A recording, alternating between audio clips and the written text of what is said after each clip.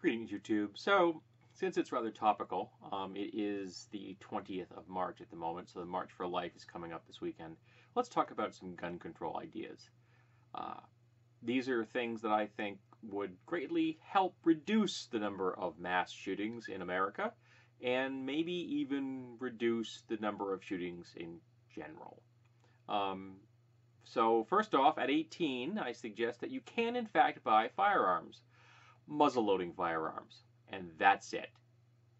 Think of it as an homage to the 18th century when the original ideas of the Second Amendment were first put on the table. At 21, you could then purchase firearms that use ammunition such as your conventional shells. I would ban all semi-automatic firearms of every kind. Pistols, rifles, shotguns, all of them. There are semi-automatic firearms in all of these categories. I would ban their production, their sales, their import, their trade, period. I would put in laws that any crime committed with a semi-automatic firearm automatically has a higher sentence level. We would eventually be able to buy back the firearms from the public and reduce the numbers out there, which is going to be hard. There are a lot of them in America. And it's important to remember that the sacred AR-15 that the amosexuals love so much was designed from the start as a tool of war. The Stoner family, Stoner was the name of the man that invented it, has come forward and said that their father invented the AR-15 as the test bed, which eventually became the M16, which is true.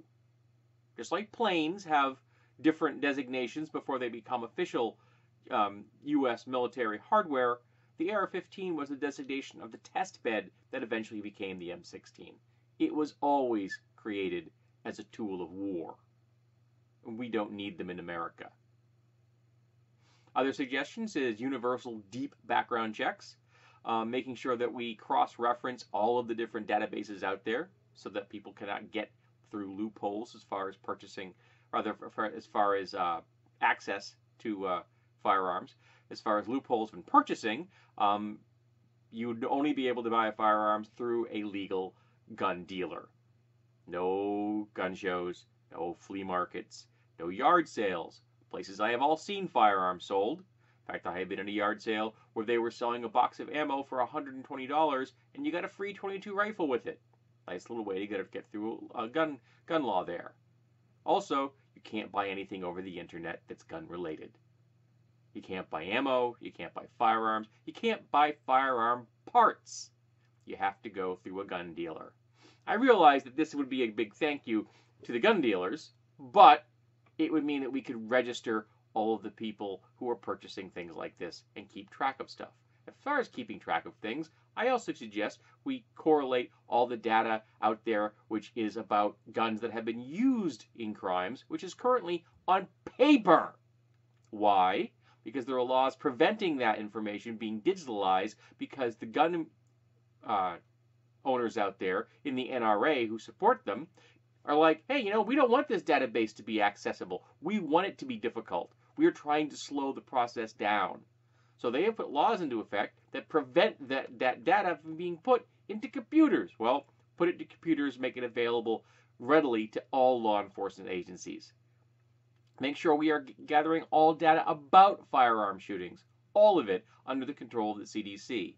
Make sure we are gathering all data about every single time a firearm is discharged by law enforcement. Make sure every single time a person is injured, every single time a person is killed, all of it cross-referenced. So not only would this help the public, it would help law enforcement. 14-day waiting period. You want to buy a gun? You got to wait 2 weeks. If you need a gun that desperately, we probably don't want you to have that gun. That firearm is probably best not in your hands. Now, these are just a few suggestions, but I think they would significantly make things better. And what I heard floated around also was the idea of making sure that people that have domestic abuse charges lose their firearms. Good policy. They shouldn't have access to firearms because we know people that commit domestic violence are very likely to kill someone. We know this. We have the information. It is not new.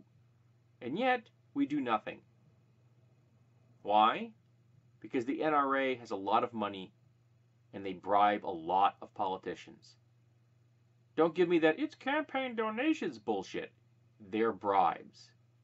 And there are politicians out there on the right that have taken millions of dollars from an organization that does nothing but represent the manufacturers of firearms. And they want to make sure that there are a maximum number of firearms in America so they make more profits. There's a news piece that came out this week of a 9-year-old boy that shot and killed his teenage sister over a controller for a video game. 9-year-old boy. He had access to a firearm in his home. Yeah, we should have mandatory trigger locks as well, but we don't. Because all those responsible gun owners out there aren't. Because if they were, we wouldn't have accidental shootings like this. Or in this case, an intentional shooting. That 9-year-old knew how to work a firearm and had access to a firearm without any parental guidance or control. He murdered someone. And he's going to have to live with that forever. His sister doesn't get to live with it at all. 9 years old. In America. Yeah, that happens here. Lots of things like that happen here. Because our gun laws are insane. Because they're under the control of people that have been bribed to do nothing. Or placebo effects. Saying they're going to do something long enough that people calm down. And then, of course, they do nothing. I'm not taking firearms off the table completely. I'm just trying to put some regulations in place. You can own firearms in Japan. It is a rigorous process to do so. I'm okay with that. I think we should get rid of open carry. I think we should get rid of concealed carry unless you have a license. In my state, you can conceal carry without a license. You can just walk around with a firearm tucked into your clothing and no one knows it. Just recently, one of those teachers that was given a firearm shot a student in class. I believe it was accidental. I'm hoping it was accidental. And remember, 4 Secret Service agents failed to protect a president. And somehow we're going to give firearms to teachers to help protect our schools from mass shootings. This level of insanity is only achievable in America.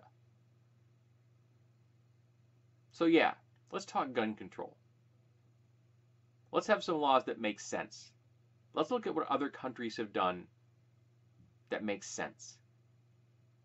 Because right now, what we have here makes none at all.